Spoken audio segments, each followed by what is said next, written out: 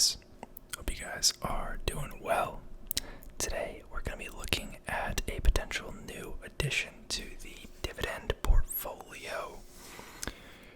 I'm probably going to label this as a dividend update, just so we can kind of keep it in line with everything, even though I'm not recapping the portfolio. This is something that's probably going to go in the dividend portfolio, so I'm going to label it, and maybe I'll flash up a screenshot of the portfolio right now, just so you can see how it's doing. Today we're going to be looking at Cigna.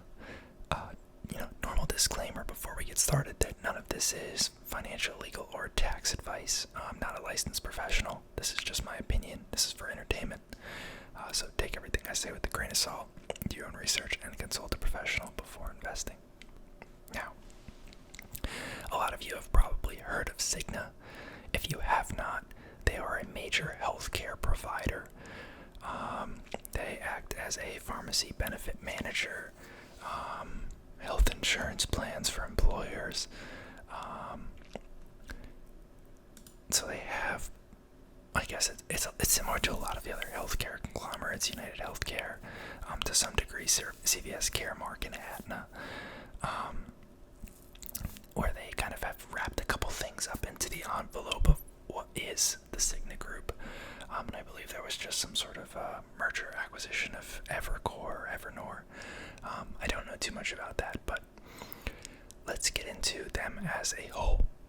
So before we get into kind of any of the metrics or anything, I'm going to pull up their latest 10Q. So this is for the quarterly period ending March 31st, 2023. So they're probably due to come out with a new one soon. Let's see. So here we have their financial statement, income statement. So this breaks down their revenue. You can see very high revenue values. This is a somewhat large company, but like a lot of other larger players, the margins aren't insane. So even though the dollar amount on the revenue side comes across as pretty enormous, the actual take-home net income is respectable, but not insane. So for their pharmacy services, pharmacy benefit manager services, the pharmacy revenues come in at a total of $32.14 billion just for the quarter. Premiums collected from patients, so this is what comes out of your paycheck to pay for your insurance, your monthly premium, your annual premium. That was $11 billion. Fees and other revenue.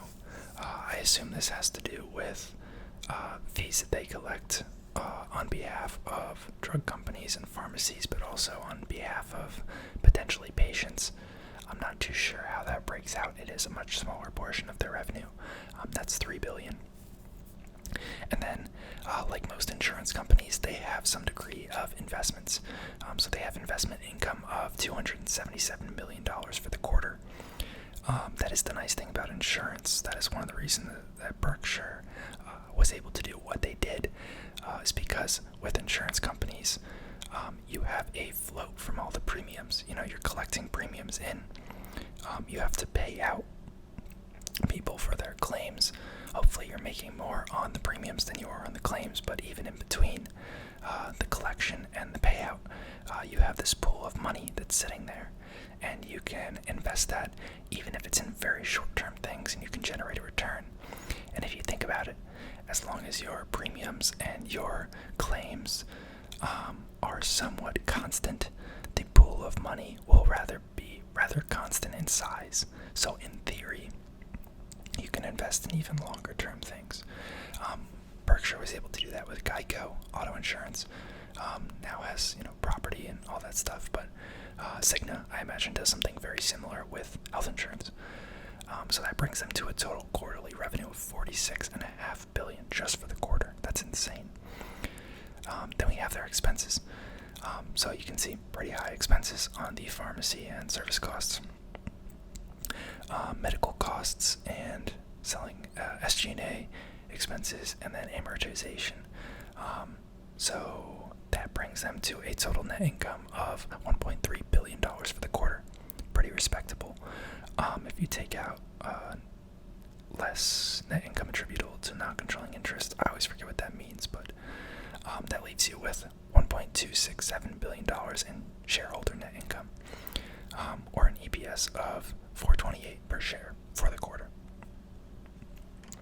We'll look at valuation and such after we go through this. I just wanted to scroll through this briefly because it does break down kind of the different segments nicely. And then we'll look at some of the websites and such that I use.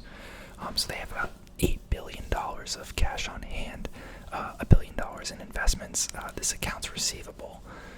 This is that incoming money that I was talking about.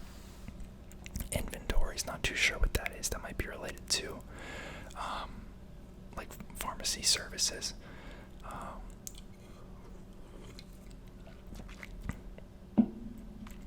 And then we have their assets, long-term assets. Goodwill, property and equipment, reinsurance, blah, blah, blah. Total assets, $148 billion. Total liabilities, which sums up insurance and contractor liabilities, pharmacy payable, accounts payable, debt, tax, etc. $103.3 billion. So that leaves you with shareholder equity of about $44.5 billion. So that's not a bad debt to asset ratio. They do have a dividend. It has a very nice growth rate. The yield is not insane. I believe it's like 1.6%, but they have been consistently growing it. That's what that's referring to there. Cash flow statement here. Just breaking down where the income's coming from. Let's see. Yeah, that's probably good enough on that. So if we hop over to, let's look at valuation first. So I'm on FinViz here. I'm not going to do any magic and read the charts here. It is up, relatively similar to the market this year. So they had an income of $6.75 billion for the year, market cap of $86.5 billion. You can see $183 billion in revenue, which is insane. Annual dividend of $4.92, which pushes out a dividend of 1.68%. Book value per share is $150, so since it's at almost 300, that puts it at a book value of like 1.95 probably. 13 PE. Price to you're right here. Price to book 1.94. Look at me go. Price to sales is sub 1. Debt to equity of 0.73. It's fine. You see EPS here. EPS growth this year up 35.4%. We'll look at that in a minute. Sales growth up pretty good as well. Return on equity 15%. Return on investment 11.2%. Profit margin 3.7%. So pretty low, but it is relatively consistent. It hasn't been negative as far as I've looked back. Yeah. If we look at the revenue breakdown here, so this is revenue, and this is annual. So this is trailing 12 months on a rolling basis. You can see the quarterly breakdown below it, but $183 billion, up pretty dramatically. There was probably some sort of acquisition or merger here. That's probably what accounted for that nearly $100 billion increase. Other than that, somewhat relatively slow growth, mid-single digits it looks like, and it's a pretty similar story on the EPS front. Yeah, nothing insane, but trending upwards, which is nice. They have been buying back shares somewhat decently. We're looking in the mid-single digits there, which is nice to see. You always love to see that, although that to some degree that does explain the EPS growth, but that's the same method that Apple uses. We just looked at this, but $148 billion in assets, $103 billion in liabilities, and they had about $8 billion of cash on hand. Margins, I'll show you guys here, net margins. You can see they're at that 3.7% that we saw in FinViz, but they've been relatively consistent. It does ebb and flow. I guess you could see it's been trending downward, but a profit is a profit, and on such a large chunk of revenue, it's kind of like Walmart. Walmart is the biggest company in the United States, I think second biggest in the world by revenue, but in terms of profit, they're nowhere near the top, and that largely accounts to their very small margin, but it's just on such a massive amount of cash that's coming in as revenue that it's a pretty sizable chunk. Similar story here. If we hop over and look at their dividend growth, pretty insane dividend growth. This is obviously a little skewed because when you first start paying your dividend, if it's basically nothing, even somewhat, moderate increases are still going to be astronomical on a mathematic basis. Looks like they just started paying it in 2020. Oh, wait, what? 0%. Okay, I guess they were paying a 4-cent dividend for many years, which basically amounted to nothing. And then in 2021, they started paying out. Yeah, so that's why the dividend growth looks crazy. But looks like just from 2021 to 2022, they've increased it 12%. So, and 1.5% for a company that's growing revenues, earnings, and share price, that moderately or that well, is not insane. And they're giving me paywall there. So yeah, I don't think it's a hot stock, but I do very much like it. I need to do some more reading on it, probably on some people who are more familiar with it than me.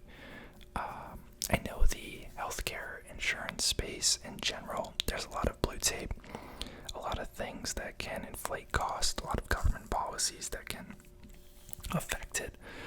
But to some degree, they are very resilient and cash-flowing businesses. I would also think that, as we continue to see an aging population, they'll be able to, increase healthcare premiums to account for that. I also think most people, in the baby boomer population are going to go on Medicare. So I don't think that'd be an enormous burden on them.